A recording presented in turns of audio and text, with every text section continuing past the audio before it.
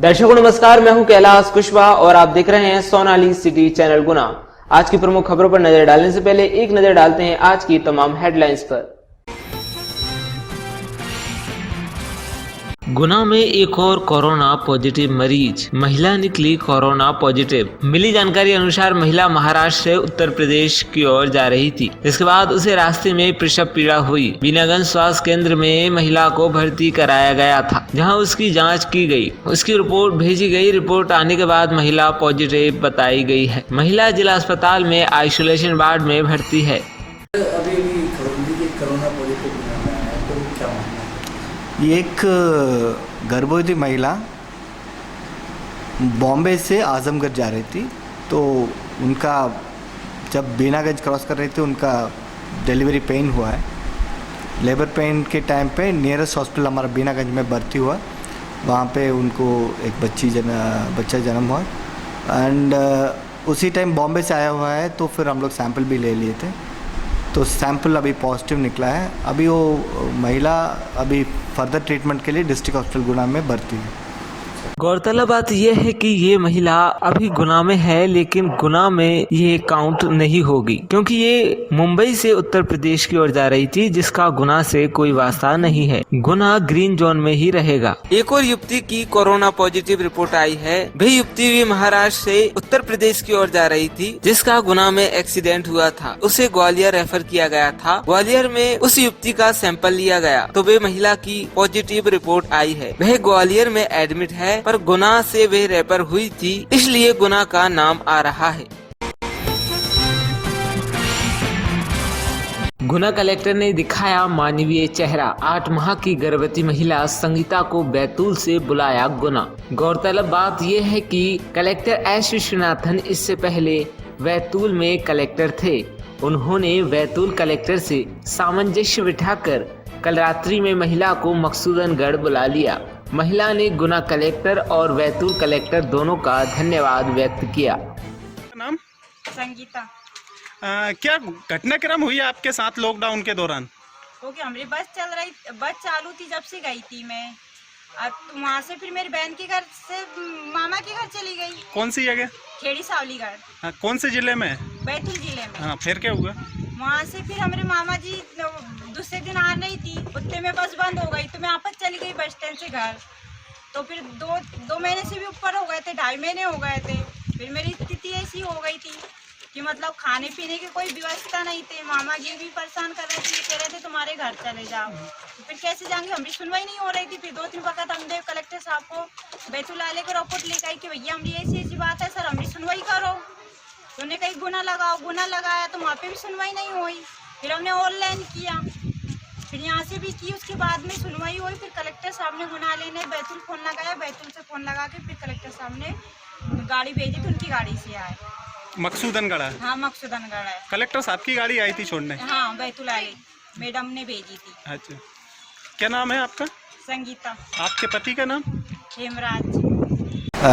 हमको बहुत अच्छा लग रहा है कि एक गर्भवती महिला है जो बैतूल में लॉकडाउन के पहले चली गई थी, और वहाँ से हमको जब कॉल किया था उनका समस्या बताया तो हम कुछ हेल्प में आ पाया, तो इसलिए हमको भी अच्छा लग रहा है।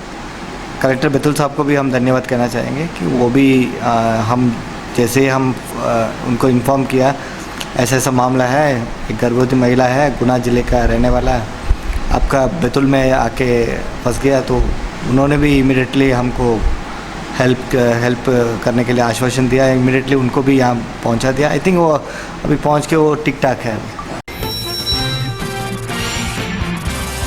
नमस्कार दर्शकों, इस समय हमारी टीम खड़ी हुई है केएस ऑयल के सामने पाटई में, और आज 18 मई है, और अब देख रहे हैं कि जो प्रवासी मजदूरों के आने की संख्या में है उसमें कमी देखी जा रही है। लगभग 50% से कम लोग आ रहे हैं। अब पिछले दिनों 7-8 दिन पहले जिस हिसाब की भीड़ आ रही थी वो बहुत ज़्यादा थी, अब भीड़ थोड़ी कम हो गई है। पर गुना के समाज सेवियों का उत्साह अभी भी कम नहीं दिख रहा है। अभी भी वो पार्टी में खड़े हुए हैं अपने केएस ऑयल के सामने, और पिछले 8 दिनों में जो गुना के समाज सेवियों ने उत्साह दिखाया है वो अनुकरणीय है। उसकी जितनी भी प्रशंसा की जाए वो कम है, क्योंकि जितने भी लोगों से हमने बात की, प्रवासी लोगों से, मजदूरों से, उन्होंने कहा कि गुना में जो उनका स्वागत हुआ है वो बहुत ही ज़बरदस्त है। उन सभी समाज सेवियों को हमारा नमस्कार। आजा विजय, कहाँ विजय? तो हमारा सामान ले मजदूरों को आप सेवा में क्या क्या कर रहे हैं आप? भाई, हम लोग कल भी आए थे। वो जो स्थिति देख रहे हैं वो बड़ी भयावह है, और हम लोग 4-5 मित्र हैं जो सीनियर सिटीजन हैं और डेली घूमने जाते हैं साथ में। तो हमने मिलकर के विचार किया कि कुछ ना कुछ ऐसी स्थिति में हमें करना चाहिए। तो आज हम बिस्किट के पैकेट, नमकीन के पैकेट, पानी के पाउच, ये सब लेके आए हैं। हमारी टीम और आने वाली है एक और सब मिल कर के जितना भी हो सके सेवा करने का प्रयास करेंगे। सभी लोग मिलकर सेवा करने का भाव मन में है, और वो कुछ सामान हम लाए हैं उनको बांटने के लिए। अरे साहब, सब ये तो एक अवसर मिला है। ये हमारे ग्रुप के अध्यक्ष साहब हैं। बड़ी दुखद स्थिति है वास्तव में। कभी कभी तो इन लोगों के विषय में सोच के लगता है कि रात भर नींद नहीं आती, क्या करें क्या नहीं करें। मन बेचैन सा है इसको, और प्रवासियों को ऐसा छोड़ दिया है अब ये कि ना तो उनका कोई करने वाला। हमने सुना लेकिन वो इतनी तपती धूप में यहाँ आ रहे हैं कि नहीं, मध्य प्रदेश में बहुत अच्छी लोग सेवा कर रहे हैं महाराष्ट्र के बॉर्डर को छोड़ के, और वास्तव में हम लोग भी ये चाहते हैं कि मजदूर अपने अपने घरों पर सुरक्षित पहुँचें और प्रसन्नचित रहें। अरे विजय, रघुवंशी छतरी महासभा से हैं हम लोग, और कल हमने 1 कुंटल आटे की पूड़ी बनवाई थी, साथ में पानी के पाउच बांटे थे। बाईपास पर लगाया था तो बहुत सारे लोग निकल रहे थे। उनने बड़े खुशी खुशी इसको स्वीकार किया। जिनको आवश्यकता नहीं थी उनने हाथ जोड़ के निवेदन किया कि भाई हमारा पेट भरा हुआ है, हमें नहीं आवश्यकता नहीं है, नहीं लिया। जिनको आवश्यकता थी उनने बढ़िया से लिया। आज भी हम 1 कुंटल आटे की पूड़ी लेके आए हैं, साथ में 2 कुंटल ककड़ी लेके आए हैं, और 50 पानी पाउच लेके आए।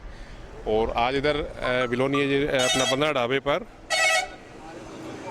सेवा दे रहे हैं। पहले से भीड़ में कितनी कमी देख रहे हैं? भीड़ में पहले से थोड़ी कमी आई हुई है। 2-3 दिन पहले भीड़ बहुत ज़्यादा आ रही थी, अब थोड़ा सा भीड़ आना कम हुआ है। सर कुछ नहीं, मैं पंजाबी समाज के तरफ से सभी दानदाताओं का बहुत आभार व्यक्त करना चाहता हूं कि जिन्होंने इस दुख की घड़ी में सबका साथ दिया है। और मैं ईश्वर से यही प्रार्थना करता हूं कि ऐसे मौसम में सब एक दूसरे की सहायता करें। मुझसे जो संभव प्रयास हो कर रहा है मैं कर रहा हूं, पूरा समाज इसके साथ में लगा हुआ है। धन्यवाद। थाना से आ रहा हूँ, जिला थाना महाराष्ट्र। क्या हम 12 तारीख में की शाम को चले थे 9 बजे। 12 तारीख जी हाँ, पहुँचेंगे अपने घर। डिस्ट्रिक्ट बिजनौर जा रहे हैं, उत्तर प्रदेश। आपका घर है वो? हाँ, हमारा घर है डिस्ट्रिक्ट बिजनौर में। गाँव गाड़ी मेरी खुद। ये कल शाम या रात में पहुंचेंगे। MS मैनेजर अंशुल जैन से हम बात कर रहे हैं। अंशुल जैन जी, आप कितनी भीड़, जो प्रवासी मजदूरों की जो संख्या निकल रही थी उसमें कितना अंतर देख रहे हैं आप? लगभग 50% का अंतर आ चुका है। अभी 2 दिन से काफ़ी अंतर है। पहले जितनी भीड़ थी, लगभग पहले काफ़ी ज़्यादा भीड़ थी, उससे 50% कम हो चुकी है भीड़, और लगभग बताया जा रहा है कि धीरे धीरे और कम होती जाएगी। अभी आगे 2-5 दिनों में शायद हो सकता है ख़त्म हो जाए, क्योंकि यूपी और बिहार साइड से वहाँ से प्रवासी मजदूरों का आना बंद कर दिया गया है।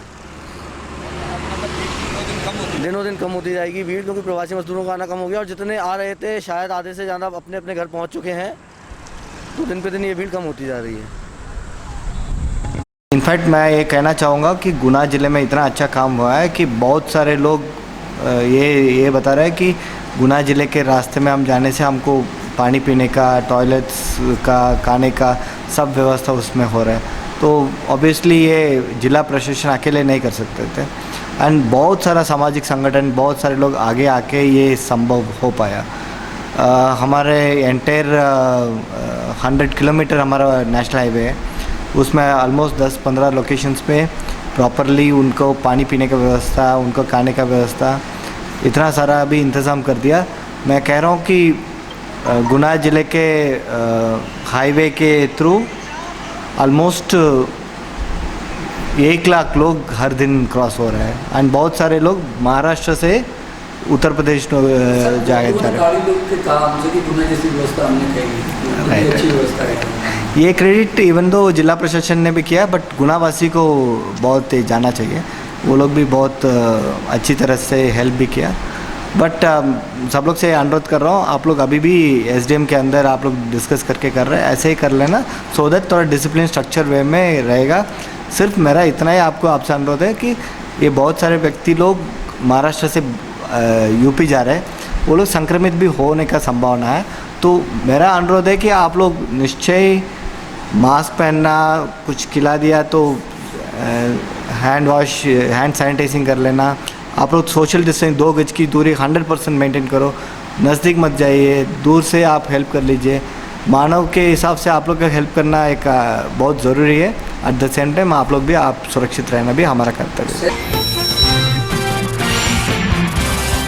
हेयर सैलून की दुकान खोलने की जिला कलेक्टर ने दी इजाज़त। वर्तमान में गंभीर परिस्थितियां निर्मित न होने एवं आमजन की सुविधा हेतु नियम शर्तों के आधार पर हेयर कटिंग की दुकान खोलने की जिला कलेक्टर एस विश्वनाथन ने आदेश जारी करते हुए इजाज़त दे दी है। प्रशासन के सामने रखा, उसके बाद कलेक्टर महोदय का बहुत बहुत धन्यवाद। कलेक्टर महोदय ने हमारे हितों को ध्यान में रखते हुए हमें परमिशन दी, मैं हृदय से उनका आभार प्रकट करता हूँ। वो भी एक समुदाय के लोग हैं जहाँ पे उन लोग को बहुत दिक्कत आ रहा था, तो जैसा हम लोग को सूचना मिला है, जैसा हम लोग भी देख रहे कोरोना का समय में कैसा सलून्स खोल सकते हैं, इसके लिए एक प्रॉपर दिशा निर्देश बनाए थे हम लोग, और हम लोग ये इंश्योर किया है कि वहाँ पे प्रॉपर सैनिटाइजिंग हो जाए। जो ग्राहक जा रहे हैं वो खुद टॉवल लेके जाना चाहिए, और आफ्टर एवरी ग्राहक वहाँ पे सैनिटाइजिंग प्रॉपर होना चाहिए। अंदर में भीड़ भाड़ नहीं रहना चाहिए, ये एक मैक्सिमम एक वेटिंग के लिए। तो गुना ज़िले में एक डिटेल्ड हम लोग दिशा निर्देश जारी किया। हम लोग इसको क्लोजली मॉनिटरिंग करेंगे और सलून वाला लोग से अनुरोध करेंगे इसको ठीक ठाक पालन करिए। आज भारतीय किसान संघ द्वारा सरकार द्वारा रबी फसलों के उपार्जन एवं अन्य समस्याओं के निराकरण हेतु एक ज्ञापन जिला कलेक्टर को सौंपा गया। भारतीय किसान संघ से जिला कोषाध्यक्ष गुना। किसान 2 महीना से अति परेशान है, ना यहाँ समय पर तुलाई हो रही किसान की, और उपार्जन केंद्रों पर ना कोई व्यवस्था है, ना पानी की व्यवस्था, ना छाया की व्यवस्था। किसान 8-8 दिन को भूखा डाला है, 8 दिन से लाइन में लगा है, कहीं बारदाने की कमी बताती है, कहीं जमानों की कमी बताती है। किसान की यहाँ गुना जिले में कोई सुनने वाला नहीं। हम इसी तारतम्य में कलेक्टर साहब से मिलने आए हैं।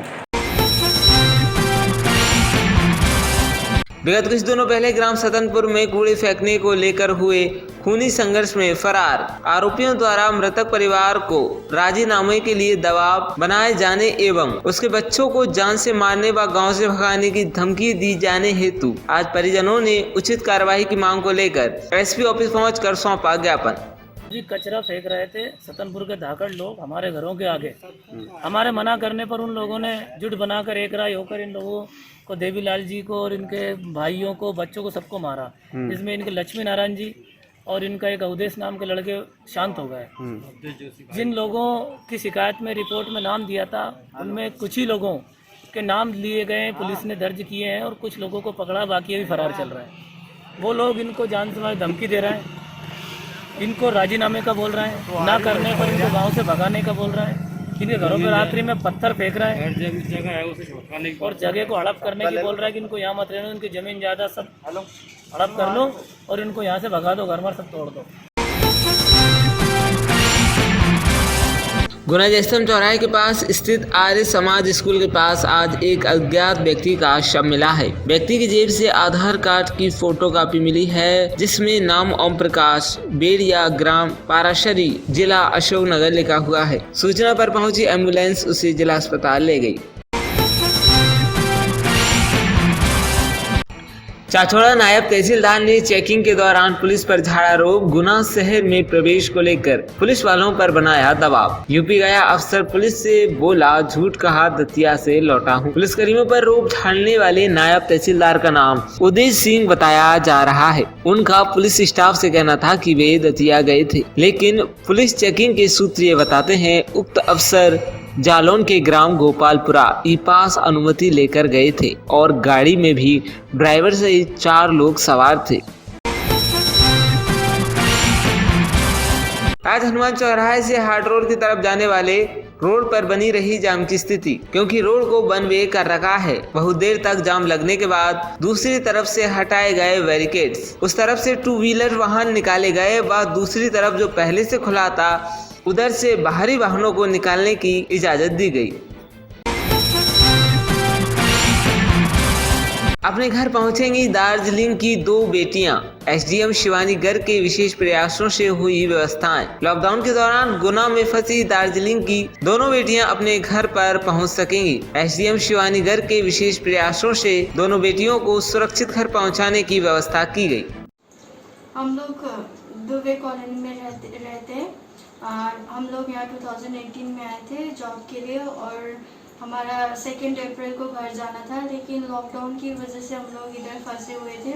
हमें लग रहा था कि हमने होप भी छोड़ दिया था कि हम लोग अब घर नहीं जा पाएंगे, लेकिन हमें कलेक्टर सर, एसडीएम मैम और जितने भी रिपोर्टर्स और गुना के जितने भी लोग हैं जिन्होंने भी मतलब हेल्प किया, उन लोगों को हम थैंक यू बोलना चाहते हैं। उन लोगों ने फिर से हमें एक आस दिखाया और आस ही नहीं बल्कि उन लोगों ने करके भी दिखाया और हम अभी घर भी जाने वाले हैं। कल हमारा टिकट भी है। यहाँ पर 2 बच्चियाँ ज्योतिका तमंग और अनुषा बोरदेवा यहाँ पर नील वर्ल्ड पब्लिक स्कूल में एज अ टीचर यहाँ पे जॉब कर रहे थे, लेकिन लॉकडाउन होने के बाद और स्कूल बंद होने के बाद अभी वो यहाँ पर फंसे हुए थे। लगभग 2.5 महीने हो जाने के बाद उनको सैलरी भी प्राप्त नहीं हुई थी, जो कलेक्टर महोदय के विशेष प्रयास से उनको सैलरी प्राप्त उनको दी गई है और प्रशासन के विशेष प्रयास से उनको कानपुर से रिजर्वेशन भी करवाया गया है उनके गृह नगर दार्जिलिंग का, और यहाँ से जाने की व्यवस्था पृथक से एक कार के द्वारा की गई है। आज सोमवार को मंडी पुनः हुई चालू। धनिया, गेहूं और चने की भारी आवक के चलते ट्रैक्टर को दशहरे मैदान में किया गया खड़ा। वहां से नानाखेड़ी मंडी के लिए एंट्री हुई। जब ये स्थिति बनी, चारों तरफ जाम लगा रहा और नानाखेड़ी की तरफ आने वाली हनुमान चौराहे की रोड एक तरफ पूरे ट्रैक्टरों की लाइन से भरी हुई थी और दूसरी तरफ पुलिस कंट्रोल रूम की तरफ से आने वाली रोड जो नानाखेड़ी मंडी में मिलती है वे भी ट्रैक्टर ट्राली से भरी हुई थी। जी बिल्कुल, मंडी में प्रतिदिन लगभग 2000 से ज़्यादा ट्रॉली का आगमन हो रहा है। हमारे द्वारा उचित व्यवस्थाएं की गई हैं और आज बीज निगम और यहाँ पर दशहरा मैदान में भी ट्रॉलीज लगवाई गई हैं और वहीं पर नीलामी की कार्रवाई की गई है। म्याना भदौरा मार्तका विहार हाउस पर गेहूं और चना की टोली लेकर आए वेयर हाउस पर किसानों ने एक साथ होकर चक्का जाम की चेतावनी दी है। म्याना सेक्टर का मार्तका विहार हाउस पर किसानों की स्थिति बहुत ही खराब है। न उन्हें धूप में बैठने के लिए छाई की व्यवस्था है, न ही उन्हें शीतल जल की व्यवस्था है। टैंकर का गर्म पानी पीकर काट रहे हैं इस समय। तेंदुआ से 4 दिन हो गए चना आए, वही चना तोल रहा हो तो आज कह रहे हैं जे चना नहीं तोलेगा, जे कौन सा नहीं आमेगा। वही चना तोल रहा हो तो वो अब बोल रहे हैं जे चना नहीं तोलेगा और बड़ा वाला तोलेगा। चना और चना क्या होता है, जो छोटा वाला चना आएगा वो बड़ा वाला चना आएगा और वही चना तोला है शनिवार में। अब बोल रहे हैं नहीं तोलेगा। आपको मैसेज आया था? हाँ आया था। कितने दिन पहले? 4 दिन पहले। कितने दिन हो गए आपको? मुझे 4 दिन हो गए यहाँ पे। अब मना कर रहे हैं? हाँ। कितना लाए हो आप? 14 कुंटल का हैगा मैसेज, 14 कुंटल लाए। अच्छा, कहाँ रहते हो आप? सेंधुआ, यहाँ से 25 किलोमीटर दूर रहेगा। कोई अधिकारी देखने भी नहीं आया? कोई भी नहीं आ रहा यहाँ पे, बिल्कुल भी कोई भी ध्यान नहीं दे रहा देखने की।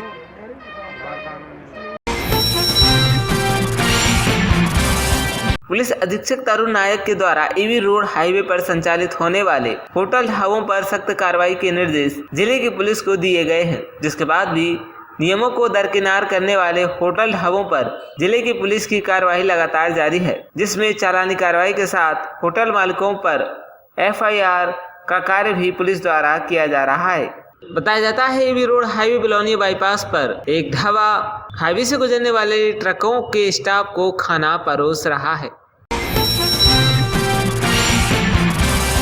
कुमराज हाईवे पर रमजान के पाक महीने में रोजेदार मुस्लिम भाइयों द्वारा प्रवासी मजदूरों के लिए तरबूज एवं खाने व पानी की व्यवस्था की गई। राष्ट्रीय एवं छात्र हितों में सदैव सक्रिय छात्र संगठन अखिल भारतीय विद्यार्थी परिषद गुना के कार्यकर्ताओं द्वारा इस समय कोरोना नामक अंतर्राष्ट्रीय आपदा के समय लगातार सेवा कार्यों को स्वरूप दिया जा रहा है, जिसमें भोजन वितरण के साथ जिले भर में दीवार लेखन किया गया एवं जन जागृति फैलाई गई। हिंदू जागरण मंच द्वारा की जा रही प्रवासी बंधुओं को भोजन सेवा, स्वयंसेवक प्रतिदिन करा रहे 3000 यात्रियों को भोजन। आवन के सामने आई दुर्घटना। जिले के आवन के पास सड़क दुर्घटना में एक युवक की मौत जबकि 4 लोग घायल होना बताए जा रहे हैं, जिन्हें जिला चिकित्सालय में भर्ती कराया गया है।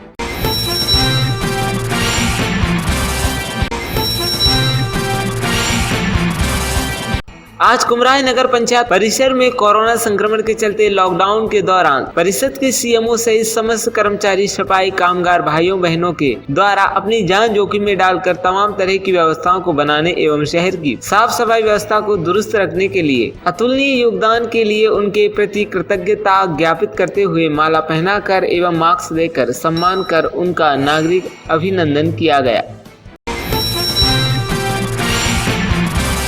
जानवी जैन ने कोरोना योद्धाओं के सम्मान में रंगोली बनाकर जताया आभार। कोविड-19 वायरस का संक्रमण से रोकने के लिए हर कोई घरों में ही रहे। ऐसे मुश्किल हालात के समय में लोग अपनी कला को निखारने की ओर भी ध्यान दे रहे हैं, जिसमें गुना नगर की बिटिया जानवी जैन ने घर में रंगों के साथ मनमोहक रंगोली बनाकर कोरोना वायरस से बचाव के लिए जागरूक किया। जानवी जैन ने सोशल डिस्टेंसिंग रखने, घर पर ही रहने व मास्क पहनकर घर से निकलने एवं बार बार हाथों को सैनिटाइज करने और साबुन से 30 सेकंड तक अच्छी तरह हाथ धोने का संदेश रंगोली के माध्यम से समाज को दिया। साथ ही वैश्विक महामारी में अपनी जान जोखिम में डालकर दूसरों का जीवन बचा रहे हमारे देश के राष्ट्र प्रेमी कोरोना योद्धा, डॉक्टर, पुलिसकर्मी, सफाई कर्मी व मीडिया के पत्रकार साथियों के योगदान को रंगोली में दिखाते हुए आभार व्यक्त किया। आइए मिलवाते हैं आपको जानवी जैन से।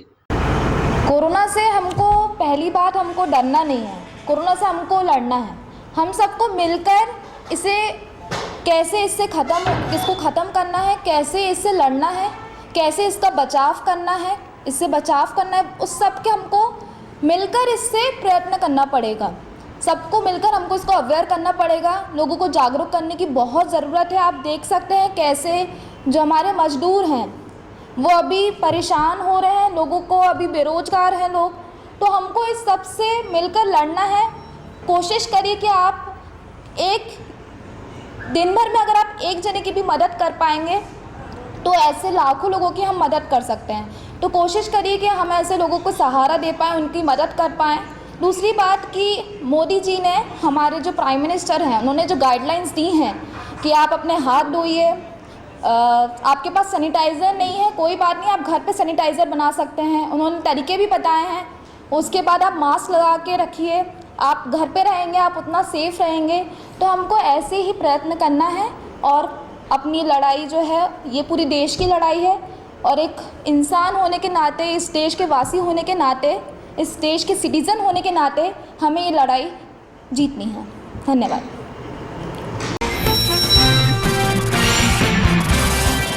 शिक्षा अभिभावक छात्र मंच के बैनर तले एक साथ शहर के लोगों ने आज जिला प्रशासन को एक ज्ञापन देते हुए लॉकडाउन के दौरान शिक्षण शुल्क ले सकने संबंधित शासन के निर्णय को वापस लेने की मांग की है। वाजा साहब, सबसे बड़ा इस समय जो सवाल आ रहा है वो आ रहा है कि प्राइवेट स्कूल बंद हैं और वो ट्यूशन फीस की मांग कर रहे हैं, तो ट्यूशन फीस के नाम से फीस की मांग कर रहे हैं, तो फीस का क्या मुद्दा है? देखिए सर, अभी तक शासन का कोई निर्देश नहीं था, लेकिन अब गवर्नमेंट में माननीय मुख्यमंत्री जी ने भी अनाउंस कर दिया है कि चूँकि प्राइवेट स्कूल वो बच्चों से प्राप्त होने वाली फीस और उससे ही शिक्षकों का वेतन और आदि का जो भुगतान करते हैं, तो माननीय मुख्यमंत्री जी का भी शायद अनाउंसमेंट कल का यही हुआ है कि वो केवल ट्यूशन फीस बच्चों से ले सकते हैं। ट्यूशन फीस के अलावा कोई अन्य फीस लेते हैं, कोई व्हीकल चार्ज लेते हैं, तो वो गलत है और ऐसा कोई करता है तो उसकी ज़रूर शिकायत होना चाहिए उस स्कूल के। ऐसा वो नहीं कर पाएंगे, केवल ट्यूशन फीस ही ले सकते हैं जो उन्होंने पहले से तय कर रखी है। नाबालिग बच्ची का अपहरण कर बलात्कार करने वाला आरोपी आया पुलिस की गिरफ्त में। आरोपी को पुलिस द्वारा भेजा गया जेल। लॉकडाउन उल्लंघन की सूचना पर गए पुलिस कर्मियों के साथ मारपीट करने का आरोपी लक्ष्मण बंजारा गिरफ्तार। आरोपी की गिरफ्तारी पर घोषित किया था 5,000 रुपए का इनाम। थाना फतेहगढ़ पुलिस की कार्यवाही। नाबालिग युवती का अपहरण कर दुष्कर्म के आरोपी को कोतवाली पुलिस द्वारा किया गया गिरफ्तार, पहुंचाया जेल। दर्शकों, आज हम आपकी मुलाकात कराते हैं जिला शिक्षा अधिकारी RN उपाध्याय साहब से। उपाध्याय साहब नमस्कार। नमस्ते। उपाध्याय साहब, सबसे बड़ा इस समय जो सवाल आ रहा है वो आ रहा है कि प्राइवेट स्कूल बंद हैं और वो ट्यूशन फीस की मांग कर रहे हैं। तो ट्यूशन फीस के नाम से फीस की मांग कर रहे हैं, तो फीस का क्या मुद्दा है? देखिए सर, अभी तक शासन का कोई निर्देश नहीं था, लेकिन अब गवर्नमेंट में माननीय मुख्यमंत्री जी ने भी अनाउंस कर दिया है कि चूँकि प्राइवेट स्कूल वो बच्चों से प्राप्त होने वाली फीस और उससे ही शिक्षकों का वेतन और आदि का जो भुगतान करते हैं, तो माननीय मुख्यमंत्री जी का भी शायद अनाउंसमेंट कल का यही हुआ है कि वो केवल ट्यूशन फीस बच्चों से ले सकते हैं। ट्यूशन फीस के अलावा कोई अन्य फीस लेते हैं, कोई व्हीकल चार्ज लेते हैं, तो वो गलत है। और ऐसा कोई करता है तो उसकी ज़रूर शिकायत होना चाहिए उस स्कूल की। ऐसा वो नहीं कर पाएंगे, केवल ट्यूशन फीस ही ले सकते हैं जो उन्होंने पहले से तय कर रखी है। लेकिन फीस का जो पार्ट है उसका 80-90% तो ट्यूशन फीस ही होता है। स्वाभाविक है, हर स्कूल का स्ट्रक्चर अपना अपना अलग होता है, एक जैसा नहीं होता है। हर स्कूल अपना, हर मैनेजमेंट अपना रखता है। कोई लोग ट्यूशन फीस को कम रखते हैं तो एसेसरी फीसेस ज़्यादा रखते हैं, तो वो स्कूल पर निर्भर करता है कि किसका कितना ट्यूशन फीस है। अभी भी मेरे से आपसे बात चल रही थी, आप ऑनलाइन शिक्षा की बात कर रहे हैं, पर गरीबी विद्यार्थी के पास मोबाइल नहीं है, एंड्रॉयड मोबाइल नहीं है, तो वो कैसे ऑनलाइन शिक्षा प्राप्त करेंगे? देखिए, इसलिए सरकार ने कई प्लेटफॉर्म तैयार कर रही है सरकार, जिसमें एक प्लेटफॉर्म है मोबाइल, एंड्रॉयड मोबाइल, जिस पर उनको मटेरियल दे रही है सरकार। हम लोग उसमें जो सरकार से आ रहा है हम लोग उसको ट्रांसफ़र कर रहे हैं नीचे तक।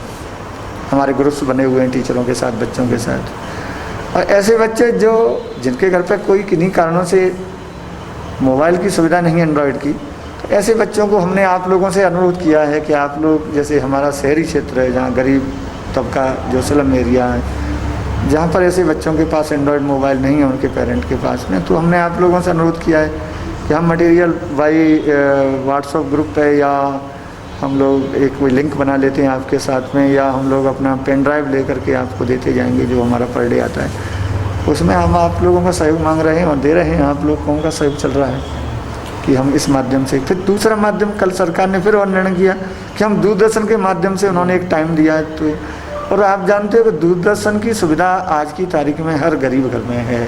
शायद कोई 1-2% बच्चे ऐसे हो सकते हैं, ताकि कलर टीवी नहीं है तो ब्लैक एंड वाइट टीवी है, टीवी तो घर घर में, और दूरदर्शन निःशुल्क है, इसलिए सब घर में देखा जाता है। तो इसलिए दूरदर्शन का भी हमने कहा है। सर, ऑनलाइन शिक्षा एक माध्यम हो सकता है, लेकिन ऑफलाइन शिक्षा का विकल्प नहीं हो सकता। तो इसको आप कैसे मानते हैं? बिल्कुल मैं इस बात को कहूँगा, पर अब चूँकि टेक्नोलॉजी बदल रही है, देश की परिस्थितियाँ बदल रही हैं, तो ऐसी स्थिति में फिर हमारे पास विकल्प क्या होना चाहिए? विकल्प ये होना चाहिए कि बच्चों का अध्ययन कहीं ब्रेक ना हो। तो जो साधन प्लेटफॉर्म उपलब्ध है, इजी गोइंग, जहाँ सुरक्षा है, बच्चे सुरक्षित हैं, तो फिर इससे बेहतर कोई दूसरा प्लेटफॉर्म भी नहीं है। और ड्रेस के साथ क्या मास्क इस बार कंपलसरी होगा? ऐसी कोई स्कीम चल रही? क्योंकि बच्चे, जहाँ तक मैं मानता हूँ कि government of India, home ministry का जो भी गाइडलाइन आ रही हैं, उसमें कहा ही गया है कि हर आदमी, मैं आपके साथ बैठा हूँ, मैं भी अपना मुँह ढक के बैठा हूँ, चैनल में बैठा हूँ, स्टूडियो में बैठा हूँ, लेकिन मैं समझता हूँ कि जो गाइडलाइन है उसका पालन करना चाहिए। स्टूडेंट को आप कितना कोशिश करता हूँ कि मैं ऐसा विचार करता हूँ कि हर बच्चा और हर बच्चे का माँ बाप काफ़ी समझदार है। मैं मानता हूँ उन बच्चों की एज ग्रुप जो 5 साल से कम है, उनके लिए थोड़ी सी प्रॉब्लम हो सकती है मास्क की। बाकी 6 साल से ऊपर का बच्चा है, उसके पेरेंट भी समझदार हैं, बच्चा भी समझदार है, तो अपना जो मास्क का जो चल रहा है बच्चे उपयोग करेंगे। बहुत सारे टीचर्स की ड्यूटी जो है वो सीमाओं पर लगाई, जिले की सीमाओं पर लगाई गई, अन्य ड्यूटी में है, तो उसके बारे में आप क्या कहना चाहते हैं? अब मुझे जिला प्रशासन का निर्णय था कि चूँकि आज संकट का समय है, इसमें हम सबकी जिम्मेदारी बनती है सहयोग करने की। एक शिक्षा विभाग का भी एक छोटा सा पार्ट, जिसमें शिक्षकों को उन्होंने कलेक्टर साहब से शायद एसपी साहब का पत्र आया था कि चूँकि हमारे पास फोर्स कम है और 24 घंटे में विशेष कर्तव्य अधिकारी के रूप में कुछ शिक्षकों के नाम दे दिए जाएं, तो ये सुविधा दे दी गई है कि 10-12 दिन में टीचरों को रोटेशन में बदलते जाएंगे, ताकि ये न रहे कि एक ही शिक्षक लगा वही लगा हुआ है। मेरे पास फोन आए थे बहुत सारे टीचरों के कि वो हमारी ड्यूटी कब तक रहेगी, तो वो मैंने कहा है कि मैंने टांडिया जी से भी मैं अनुरोध करूँगा, मेरे साथ बैठे हैं डीपीसी, कि ऐसे शिक्षक जिनका 12 दिन का रोटेशन हो जाता है तो उनसे उनका आवेदन वो कलेक्टर साहब को दें जाकर के एक समूह में, और कलेक्टर साहब हमें दूसरा निर्देश देंगे तो हम दूसरा विकल्प जो शेष टीचर उनमें से कर देंगे। और मैं इस संबंध में कलेक्टर साहब से निवेदन भी करूँगा कि सर इनको रोटेशन में 12 दिन के बाद। हाँ, बहुत सारे टीचर, क्योंकि हम लोग सीमाओं पर मिले तो वो लोग इस बात कर नहीं, मैं सहमत हूँ उनसे। बहुत सारे आपके छात्रावासों को क्वारंटाइन सेंटर बनाया गया है, तो क्या महसूस करते हैं आप? छात्रावास विशेष करके मैं गुना के जो छात्रावास हैं, जो हमारे स्कूल एजुकेशन के छात्रावास हैं, वो निश्चित रूप से सारी सुविधाएं हैं उनमें, पलंग हैं, बिस्तर हैं, अच्छे चादर हैं, तकिए हैं, पानी की सुविधा है, परिसर साफ़ सुथरा है। और यदि प्रशासन को ऐसा लगता है कि भगवान न करे ऐसी विपदा गुना में नहीं आए और आएगी नहीं, ताकि हॉस्टलों का उपयोग हो, हम लोग ग्रीन जोन में हैं और ईश्वर करेगा हमें ग्रीन में रखेगा। वो तो सब इसके लिए प्रशासन और आपकी टीम और सब लोग बहुत मेहनत कर रहे हैं कि ग्रीन ही में रहें हम लोग, तो शायद किसी है। हॉस्टल और किसी की शायद उपयोग की ज़रूरत नहीं पड़ेगी, लेकिन एहतियात के तौर पर कभी बहुत सारे माइग्रेंट लेबर्स गुना में आ रहे हैं, बहुत सारे अदर स्टेट की लेबर है जो बहुत बॉम्बे, पुणे, बड़े हैदराबाद साउथ से यहाँ गुना के बीच में से गुजर रही है। हो सकता है कभी कोई इन्फेक्ट हो जाए, और उस सुरक्षा में उम्मीद ये करेंगे कि सुरक्षा की दृष्टि से यदि हमें कभी ज़रूरत पड़ती है तो हमारे हॉस्टल तैयार हैं। सर, नया सत्र शिक्षण शुरू होने वाला है और क्या तैयारी है आप, क्योंकि बुक्स आने लगी हैं, तो इसमें क्या तैयारी है? अब देखो, हम तो प्रशासन शासन का हिस्सा हैं और शासन कभी इस चीज़ का इंतज़ार नहीं करता है कि कोविड है। हम तो अपने आगे सत्र की तैयारी करेंगे। हमारी बुक्स आ रही हैं, बुक्स हमने सेव रख रहे हैं, बुक्स को जब शासन डिसीजन ले लेगा कि जुलाई में खोलना है, अगस्त में खोलना है स्कूल, जब भी सरकार का आदेश आएगा तो स्कूल खोलना। कोविड के चलते कुछ ना कुछ डिस्टर्बेंस तो हो ही रहा है। निश्चित हुआ है, थोड़ा नहीं हुआ, बहुत हुआ। अब सबसे बड़ा ये हुआ है कि हमारी परीक्षाएं बीच में अभी अदर में लटकी हुई हैं। शासन को मजबूरन ये डिसीजन लेना पड़ा है कि हमारे जो 10th के क्वेश्चन पेपर जिन विषयों के हो गए हैं, उसी के आधार पर हमें रिजल्ट घोषित करना पड़ेगा, डिक्लेयर करना पड़ेगा। उसका आधार क्या है? माननीय मुख्यमंत्री जी ने घोषणा की है कि 10वीं का जो परीक्षा ले ली गई है, उसके आधार पे, मेरिट के आधार पे हम रिजल्ट घोषित। अब देखो, शासन की लिखित गाइडलाइन क्या आती है, लेकिन अभी तो शायद मैंने, जैसा आपने सुना है चैनल पर, ऐसे ही मैंने सुना है टीवी पर और पेपर में पढ़ा है कि उसमें यह कहा गया कि जितने क्वेश्चन पेपर जिन सब्जेक्ट के हुए थे, उसमें जो रिजल्ट आएगा वही result in all result subject का रिजल्ट मान लिया जाएगा। और यहाँ इस सब्जेक्ट में पास लिख दिया जाएगा और परसेंटेज का बेस उन सब्जेक्ट के आधार पर तय हो जाएगा जिनकी। और जिन क्लास बाकी छोटी क्लासों में तो जनरल प्रमोशन होगी। हाँ, 1 से 8 तक का जनरल प्रमोशन है, तो अब तो परीक्षा का वहाँ विषय नहीं रहा। और 12वीं की जो परीक्षाएं हैं वो, हाँ, वो चूँकि उसके आधार पर आगे की हायर एजुकेशन तय होती है, तो इसलिए शायद 8 जून से 16 जून के बीच में ऐसा एक हमें संकेत मिला है, अभी लिखित तो नहीं है। अभी CBSE का भी आज कुछ आया है कि आपके जुलाई में होने वाली है वो परीक्षाएं। शायद CBSE का भी डिसीजन मैंने कल ही सुना है कि हो चुका है, और वो परीक्षाएं भी शायद जुलाई के माह में होंगी। ऑनलाइन जो शिक्षा है उसको आप बढ़ावा दे रहे हैं। मेरे से भी बात हुई थी आपके यहाँ से हमारे टाडिया जी की, तो उसको क्या किस गुना में तो हो जाएगी, बाकी तहसील स्तर पर उसको कैसे बढ़ावा देना चाहते हैं? अब तहसील रेल में सबसे पहले ये है कि ज़्यादातर ऐसे क्षेत्र जहाँ पर एंड्रॉयड की सुविधा है और जहाँ इंटरनेट की सुविधा है, वहाँ तो हम मोबाइल का उपयोग किया। इसलिए फिर हमने ये सोचा है कि कुछ हमारे चैनल चल रहे हैं। कौन से चैनल हैं टाडिया जी? जिसमें अपना डिजियाना वगैरह का शायद नेटवर्क है हमारा, जो गाँव तक फैला हुआ है। तो हम लोग उनके लिए भी कल कलेक्टर साहब से एक पत्र लिखवा रहे हैं, द्वारा हमारा दूरदर्शन तो लगभग सारे गाँव तक पहुँचे है, तो दूरदर्शन के माध्यम से कोशिश ये कर रहे हैं कि हर बच्चा उस सुविधा का लाभ ले ले, कोई वंचित ना रहे। राज्य शिक्षण संस्थान द्वारा टीचरों को प्रशिक्षण दिया जा रहा है आज। जी बिल्कुल बिल्कुल। क्या उसमें यही है कि टीचर अब घर बैठे हैं तो कुछ सब्जेक्ट का वो अपना रिवीजन करते रहे हैं, तो इसलिए वो अपना रजिस्ट्रेशन कराएं और उसके आधार पर उनको आगे जाके जो भी है उनका। जो बच्चे अभी घरों में रह रहे हैं उनके लिए आपकी क्या सलाह है? वर्तमान में आप क्या सलाह देना चाहेंगे, क्योंकि वो इस समय डिस्टर्ब हो चुके हैं पूरी तरीके से? बिल्कुल नहीं, मेरा बच्चों के लिए बहुत बहुत उनके पेरेंट को अनुरोध है, इसमें किसी को डिस्टर्ब होने की ज़रूरत नहीं है, धैर्य और समझदारी की आवश्यकता है। बच्चों से मेरा अनुरोध है कि अब शासन ने आपको ग्रीष्म अवकाश में खेलने के साथ साथ कुछ समय पढ़ने के लिए आपको जो संसाधन दिया है, जो प्लेटफॉर्म दिया है, मेरा सब बच्चों से अनुरोध है कि उस प्लेटफॉर्म का बखूबी उसका उपयोग करें, खेलें, एंजॉय करें। घर में अंदर खेलें कहाँ से सर? स्पोर्ट्स तो अंदर रहें, घर के अंदर बहुत सारे इंडोर गेम्स होते हैं। इंडोर गेम कौन से सर? जिसमें वो अपना टेबल टेनिस खेल सकते हैं अंदर। टेबल टेनिस के लिए सर टेबल चाहिए, टेबल तो प्यार घर में थोड़ा। और कोई कैरम खेल सकते हैं, उसके अंदर शतरंज खेल सकते हैं। और आप जानते हो कि ये सब बहुत पहले गाँव में ऐसे खेल होते थे जो अंदर ही अंदर लकड़ी, पत्थर, गुटके, बड़ा मेंटल डेवलपमेंट करने वाले कुछ खेल हुआ करते थे, वो उनका उपयोग करें और एंजॉय करें घर के परिवार के साथ, बच्चों भाई बहनों के साथ, माता पिता के साथ। एक और बड़ा सवाल है कि जो युवा कैरियर के लिए अपना समय निकाल रहे थे, कैरियर का उनका पीक टाइम था, उनके पूरे कैरियर पर अब प्रश्न चिन्ह आ गया, तो उनको क्या सलाह देना चाहेंगे आप? मैं यही सोचता हूँ कि संसार में अच्छे बुरा समय आता है, एक ऐसा टर्निंग पॉइंट आता है, लेकिन उसे हम जब धैर्य से लें तो शायद ये टर्निंग पॉइंट भी हमारा बाहर आ जाएगा और हम बाहर होकर के फिर सफल होंगे, फिर आगे हम अपने उत्साह के साथ आएंगे।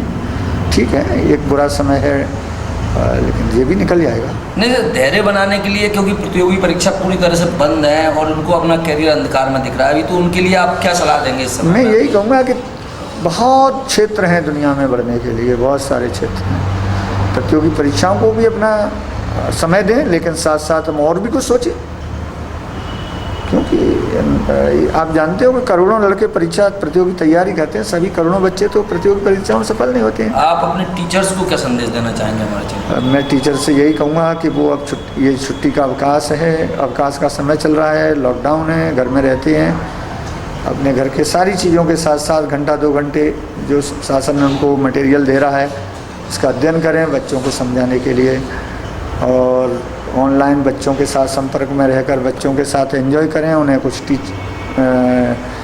कुछ समझाएं, सब्जेक्ट के बारे में भी कुछ ज्ञान दें और घर में अंदर रहें, सुरक्षित रहें। कोरोना के लिए आप क्या संदेश देना चाहेंगे अपने?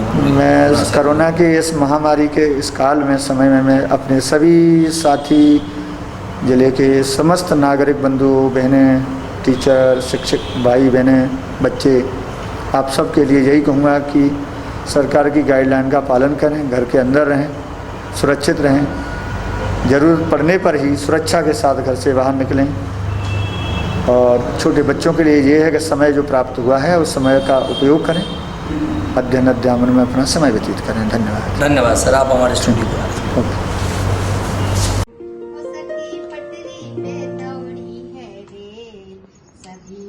घर को चले, सखी पटरी पे दौड़ी है रेल, सभी भाई घर को चले, सखी पटरी पे दौड़ी है रेल, सभी भाई घर को चले। समय ने कैसा खेल है खेला, गांव से पहले शहर को आए, काम काम में गांव बुलाए, आज वापस से चल दिए हैं संग, सभी भाई घर को चले। हो सखी पटरी पे दौड़ी है रेल, सभी भाई घर को चले, सखी पटरी पे दौड़ी है रेल, सभी भाई घर को चले। ना खाने को दाना पानी, ना रहने का ठौर ठिकाना, पैदल पैदल घर को जाना, महामारी ने कर दिया है तंग, सभी भाई घर को चले, सखी पटरी पे दौड़ी है रेल, सभी भाई घर को चले। कठिनाइयों से घर को आए, देख अपनों को आंख भराए, अपनों के संग समय बिताए। रहना घर में है हो रहना घर में है सबके संग, सभी भाई घर को चले। सखी पटरी पे दौड़ी है रेल, सभी भाई घर को चले। सखी पटरी पे दौड़ी है रेल, सभी भाई घर को चले। मोदी सबको यही समझाए, आत्मनिर्भरता का पाठ पढ़ाए, अच्छी अच्छी योजना लाए। कोरोना वायरस से लड़ना है संग, सभी भाई घर को चले। सखी पटरी पे दौड़ी है रेल, सभी भाई घर को चले। सखी पटरी पे दौड़ी है रेल, सभी भाई घर को चले।